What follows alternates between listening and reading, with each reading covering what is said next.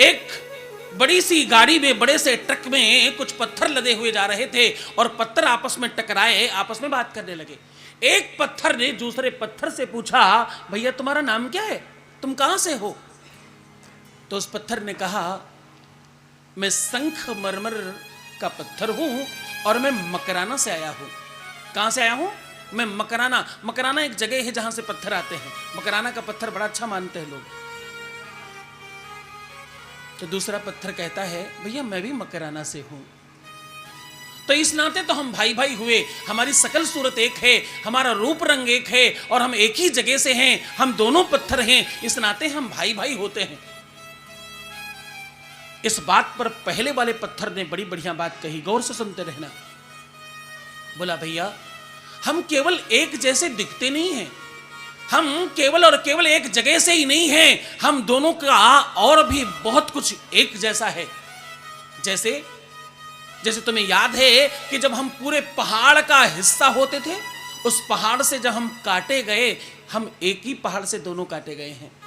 हमें काटने वाला भी बिल्कुल एक ही आदमी था, एक ही ने तुम्हें काटा, उसी ने मुझे काटा। और भैया उसी ने तुम्हें तरासा, उसी ने मुझे तरासा, और जिसने खरीदा है वो भी एक है।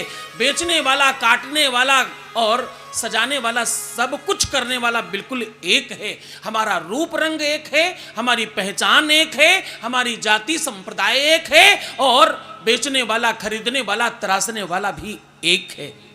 अच्छा, इस बात पर पहले वाला पत्थर बड़ा फूट कर रोया।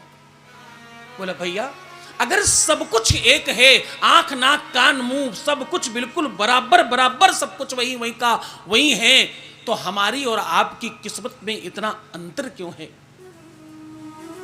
मेरे भाग्य में और मेरे प्रारब्ध में और आपके प्रारब्ध में, हमारे लक में और तुम्हारे लक में इतना अंतर क्यों है?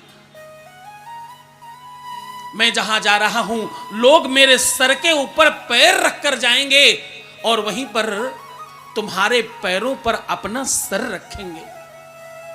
ये ऐसी विडंबना क्यों है?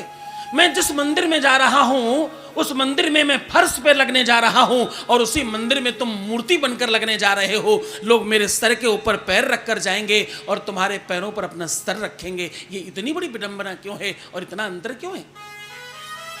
मैं मूर्ति क्यों नहीं बनाया गया? मैं जमीन पर क्यों बिछाया गया? तो जो पहले पत्थर ने जवाब दिया वो तुम्हें सुनना चाहिए।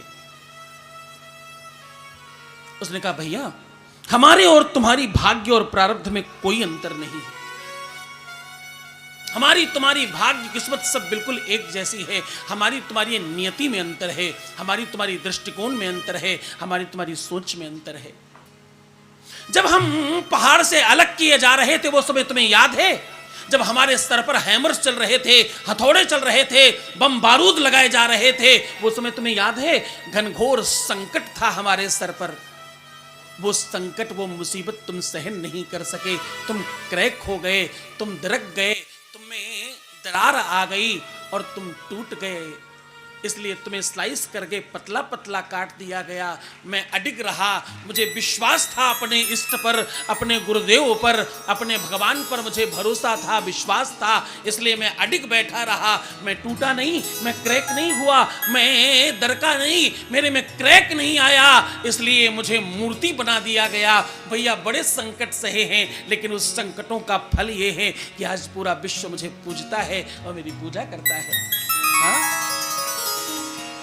संकट हर व्यक्ति के जीवन में है।